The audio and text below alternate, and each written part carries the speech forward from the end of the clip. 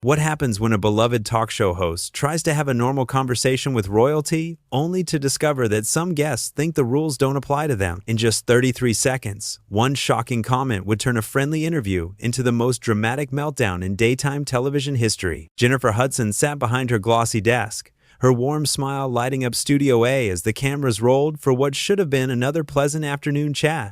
The Emmy-winning host had built her reputation on making every guest feel comfortable, creating those perfect moments that audiences love to share. Today's guest was supposed to be easy. A quick 20-minute segment about charity work, maybe some light talk about family life. Simple, safe, exactly what her producers wanted. But Prince Harry had other ideas. "So Harry, tell us about your latest charity initiative," Jennifer began, her voice carrying that familiar warmth that had made her show a daytime favorite.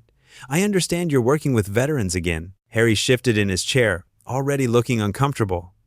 "Well, Jennifer, I think we need to talk about something else first. Something more important." Jennifer's eyebrows raised slightly, but she kept her professional composure. "Of course, what's on your mind?" "The media treatment of my family has been absolutely disgusting," Harry said, his voice rising. "And frankly, shows like yours are part of the problem." The studio fell silent. Jennifer's smile faltered for just a moment before she recovered, clearly trying to steer the conversation back on track. "I appreciate you sharing your concerns, but perhaps we could focus on the positive work you're doing." "Positive?" Harry scoffed. "There's nothing positive about a system that protects some people while destroying others. You people in television, you're all the same. You pretend to care about mental health and kindness, but you're vultures." Jennifer's jaw tightened, but she maintained her professional demeanor. "Harry, I think there might be some misunderstanding here. This is a show about celebrating people's achievements and sharing uplifting stories." "Uplifting?" Harry's voice cracked with sarcasm.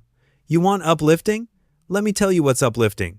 Walking away from a toxic institution that cares more about protocol than people, that's what real courage looks like." The audience began to murmur. Jennifer glanced toward her producers off camera, clearly getting signals to keep things moving. But Harry wasn't finished. "I've been thinking about this interview all morning," he continued, completely ignoring Jennifer's attempts to redirect. "And I realized something. You hosts, you're all terrified of real truth. You want your guests to be nice, polite, to play along with your little games. But what if someone actually tells you how they really feel?" Jennifer leaned forward, her patience clearly wearing thin. "Harry, I'm all for honest conversation, but this feels like you came here with an agenda that has nothing to do with what we discussed beforehand." "Agenda?" Harry laughed bitterly. "The only agenda I have is honesty, something this industry knows nothing about. You book me on your show thinking I'll be your dancing monkey, talking about charity work and family photos. But I'm not here to make you look good." The camera operators exchanged glances. This was not the heartwarming segment anyone had planned for. Jennifer's producer was frantically gesturing from behind the cameras, but she pressed on, determined to maintain control of her own show. "I respect your passion," Jennifer said carefully, "but I think you might have some misconceptions about what we do here. We're not trying to make anyone dance or perform. We genuinely want to highlight the good work people are doing." "Good work?" Harry's voice rose another notch. "You want to talk about good work? Good work is calling out hypocrisy when you see it. Good work is refusing to play nice when the system is broken. Good work is telling talk show hosts that their fake smiles and softball questions aren't fooling anyone." Jennifer's famous composure was beginning to crack. "Harry, I'm not sure what you expected from this interview, but attacking me and my team isn't constructive for anyone." "Constructive?" Harry stood up from his chair, pacing slightly. "You know what's not constructive? Pretending everything is fine when it's not. You sit here in your comfortable studio, asking your safe questions, never challenging anything real. That's not journalism, that's entertainment." The audience was getting restless now. Some people were whispering to each other, others pulling out phones despite the no recording policy. Jennifer knew she was losing control of the situation, but she wasn't about to let a guest hijack her show completely. "I understand you're frustrated," she said, her voice firmer now, "but this is my show, and I work very hard to create a space where people feel respected and heard. Right now, you're not respecting that space or the people who work to make it happen." Harry stopped pacing and stared at her directly. "Respected? You want to talk about respect? How about respecting your audience enough to have real conversations instead of this manufactured nonsense? How about respecting the truth instead of whatever narrative makes everyone comfortable?" Jennifer stood up now too, matching his energy.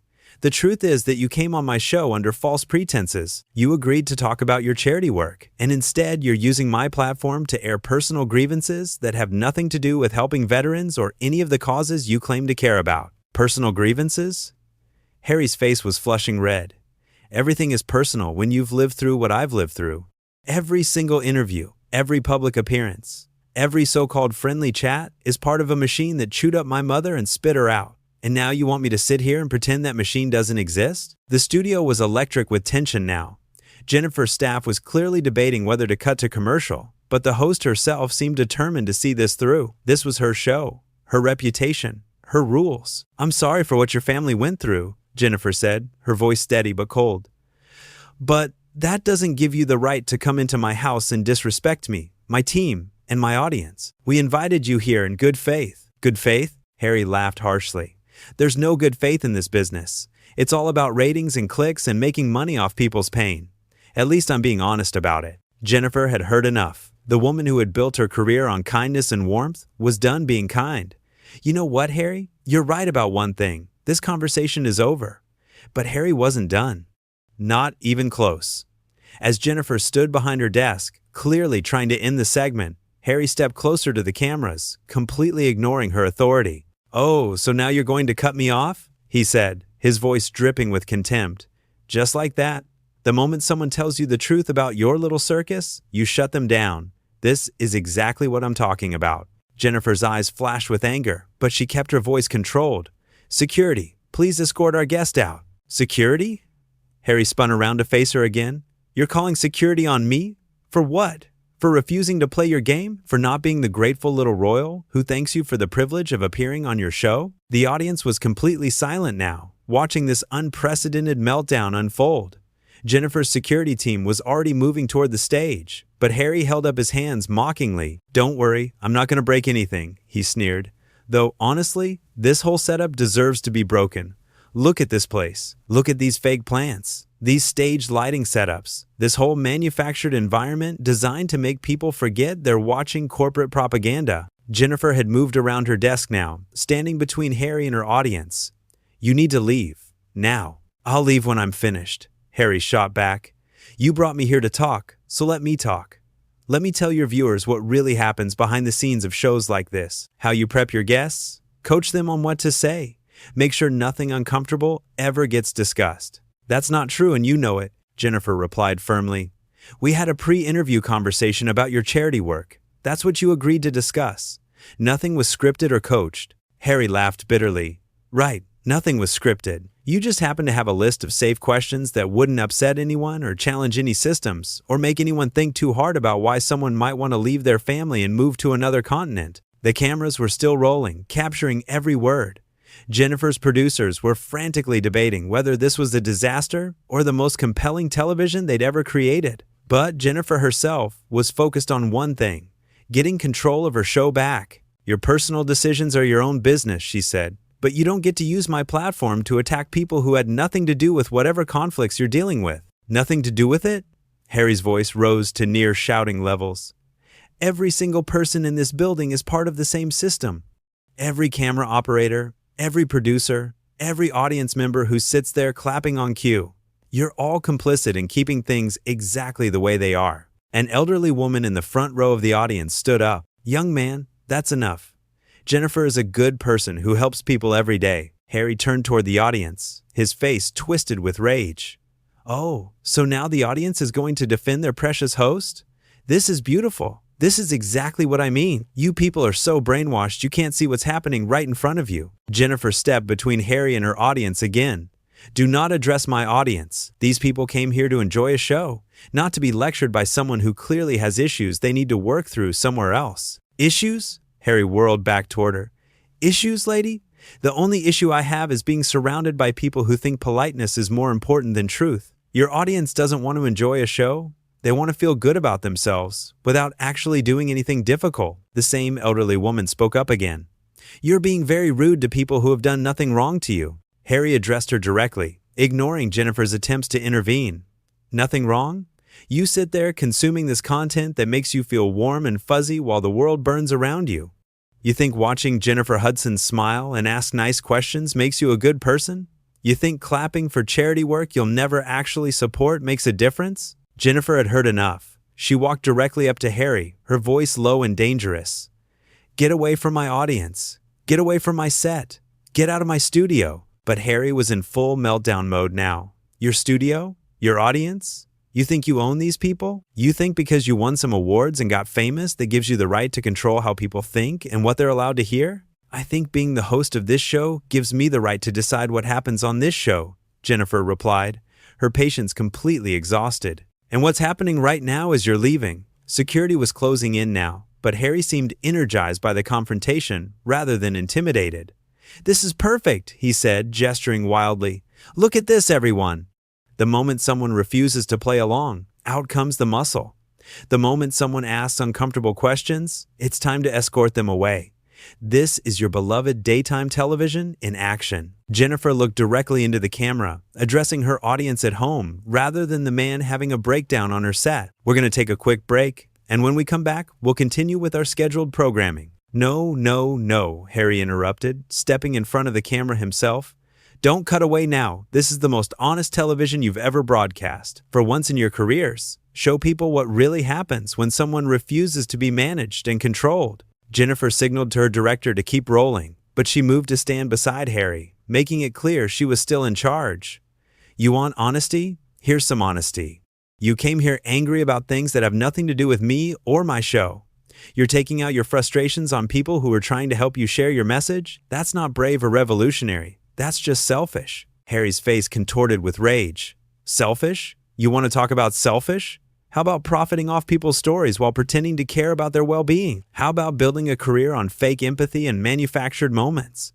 How about sitting in judgment of other people's pain while never risking anything real yourself? I've risked plenty. Jennifer shot back, her own anger finally showing through. I've shared my struggles, my losses, my failures with millions of people.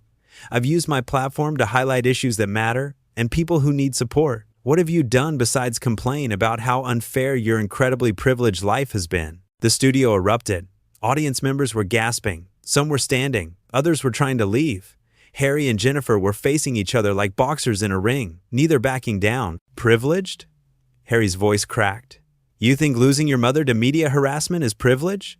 You think being forced into a life you never chose is privilege? You think having every word you speak twisted and used against you is privilege? Jennifer didn't flinch. I think having the resources to get help, having platforms to share your story, having the freedom to make your own choices and move anywhere in the world is privilege. And I think using that privilege to attack people who are trying to do good work is a waste. Harry stared at her for a long moment, his breathing heavy, his face flushed red with anger and embarrassment. The entire studio was holding its breath, waiting to see what would happen next. Then Harry did something that shocked everyone in the studio. He started clapping. Slow, sarcastic claps that echoed through the silent space like gunshots. Bravo, he said, his voice dripping with venom. Absolutely brilliant performance, Jennifer. You managed to turn this whole thing around and make yourself the victim. That's real talent right there. Jennifer's eyes narrowed. I'm not playing victim to anyone. I'm trying to run a professional show, and you're having a public breakdown on my set. Public breakdown? Harry's clapping stopped abruptly. This isn't a breakdown, sweetheart. This is clarity. This is what happens when someone finally tells the truth about your industry, instead of kissing your feet and thanking you for the opportunity. The condescending tone in his voice when he said, sweetheart, sent a visible shockwave through the audience.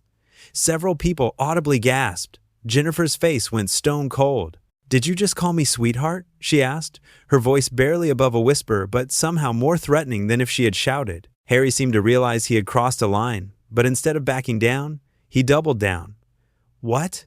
You can't handle being talked to like a normal person instead of some untouchable celebrity? Get him out, Jennifer said to security, her voice like ice. Get him out right now. But Harry wasn't finished destroying himself. As security approached, he held up his hands again, but this time his whole demeanor shifted into something even more ugly. Oh, now I've really done it, haven't I? He said with a twisted smile. Now I've committed the ultimate sin. I've been disrespectful to America's sweetheart. I've been mean to the nice lady who sings pretty songs and asks softball questions. Jennifer turned to face the cameras directly, completely ignoring Harry now. Ladies and gentlemen, I apologize for what you're witnessing. This is not what we stand for on this show. Don't apologize for me, Harry snapped, moving to get back in the shot. Let them see exactly what I am. Let them see what happens when someone refuses to play your game. This is what authentic looks like, Jennifer. This is what it looks like when someone stops pretending everything is fine. Jennifer spun back toward him, her professionalism finally cracking completely. Authentic? You think being cruel and disrespectful is authentic? You think attacking people who have done nothing to you makes you some kind of truth teller? You're not authentic, Harry. You're just angry, and you're taking it out on the wrong people. The wrong people? Harry's voice reached a fever pitch. You're all the wrong people. Every single person in this building profits from a system that destroys lives and calls it entertainment. Every single one of you goes home feeling good about yourselves while contributing to a machine that turns human suffering into content. A man in the audience stood up and started walking toward the exit. Then another person followed, then several more. Harry noticed the exodus and became even more unhinged. That's right, leave, he shouted at the departing audience members. Run away when things get uncomfortable.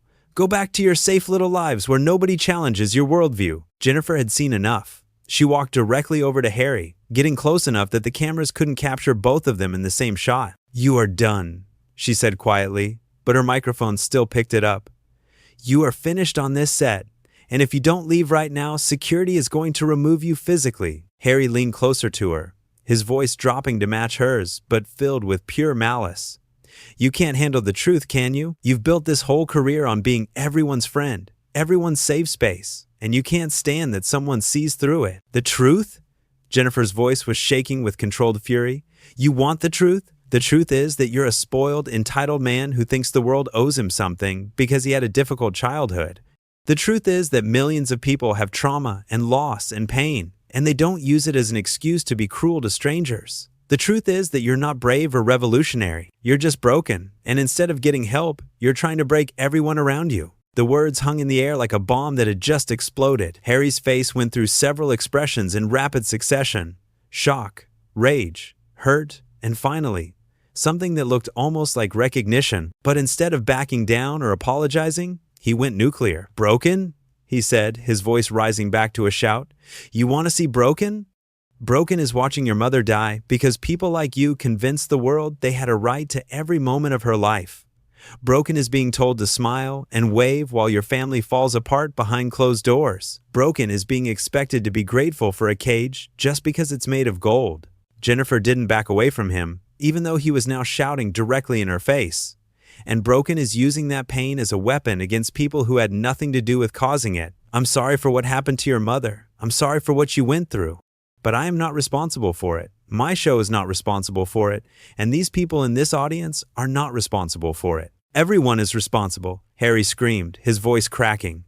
Every person who watches this garbage, every person who clicks on the articles, every person who treats human beings like entertainment is responsible. Security had formed a circle around them now, waiting for Jennifer's signal. The remaining audience members were silent, watching this unprecedented meltdown with a mixture of horror and fascination. Jennifer looked at Harry for a long moment, and when she spoke, her voice was steady but sad.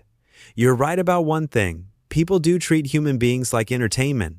And right now, you're doing exactly that with your own pain. You're performing your trauma for these cameras, using your mother's death as a weapon to hurt people who were trying to be kind to you. That's not healing, Harry. That's just another kind of exploitation. The words seemed to hit Harry like a physical blow. For the first time since the interview began, he was speechless. He stood there, breathing heavily, his face cycling through emotions too quickly to track. Finally, he found his voice again, but it came out as barely more than a whisper. You don't know what you're talking about. Jennifer nodded to security, her decision made. I know enough. Gentlemen, please escort our guest out. As security moved in, Harry seemed to come back to himself, but instead of fighting or arguing, he just looked around the studio with something that might have been shame in his eyes. This isn't over, he said, but there was no fight left in his voice. Jennifer watched as security escorted him toward the exit, then turned back to her cameras, her professional mask sliding back into place like armor. We'll be right back after these messages, she said, her smile returning as if nothing had happened at all. But as the cameras cut away and the studio lights dimmed for commercial break, everyone present knew they had just witnessed something that would be talked about for years to come. The day a prince lost his mind on daytime television, and a beloved host showed exactly why she had earned her place at the top.